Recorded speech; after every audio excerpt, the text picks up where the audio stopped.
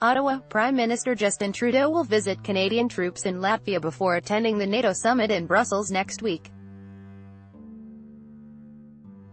The visit will be an opportunity for Trudeau to reaffirm Canada's commitment to the NATO alliance and Euro-Atlantic security, the Prime Minister's office said in a statement Tuesday. The Prime Minister's office says the visit will be an opportunity to reaffirm Canada's commitment to NATO. Lars Hagberg, AFP, Getty Images. The Canadian-led multinational NATO battle group was established in Latvia as the alliance's response to Russia's surprise annexation of Crimea in 2014 and its invasion of eastern Ukraine. Read more. In pointed letters, Trump demands more defense spending from NATO allies. Article continued below. Bono warns UN its existence, along with EU and NATO, is under threat. Canada's leadership of the battle group represents the country's largest sustained military presence in Europe in over a decade. Trudeau's visit will mark the first bilateral visit to Latvia by a Canadian Prime Minister. The announcement of the stop comes as Canada and other alliance leaders prepare to head to the NATO summit in Belgium, meetings that are already promising to elicit some fireworks thanks to Donald Trump. The U.S. president has sent pointed letters to the leaders of several NATO allies, including Germany, Belgium, Norway and Canada, calling on them to meet the alliance's defense spending targets. In the June 19 letter to Trudeau, Trump says there is growing frustration in the U.S. with North Atlantic Treaty Organization allies like Canada that have not increased defense spending as promised. This frustration is not confined to our executive branch. The United States Congress has taken note and is concerned as well. Trump writes, the United States is increasingly unwilling to ignore this alliance's failure to meet shared security challenges. Article continued below. The letter arrived with tensions between Canada and the U.S.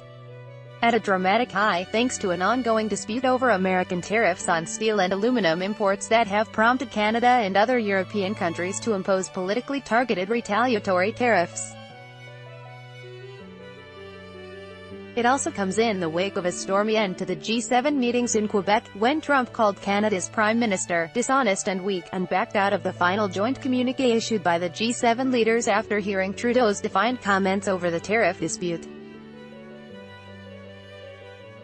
The Liberals promised last year to increase spending on the military by 70% over the next 10 years, but Canada continues to fall short of NATO's target of spending 2% of GDP on defense.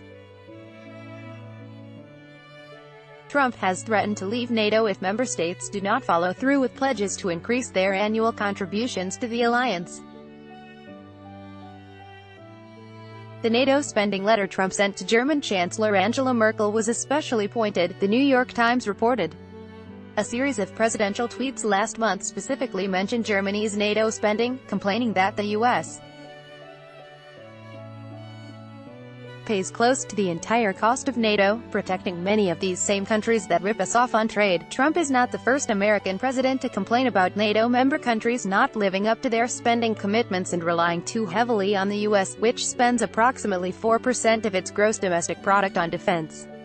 In his letter to Trudeau, Trump says Canada's continued defense spending of less than 2% provides validation for other allies that also are not meeting their defense spending commitments. I understand domestic political pressures, as I myself have expended considerable political capital to increase America's defense spending, he writes.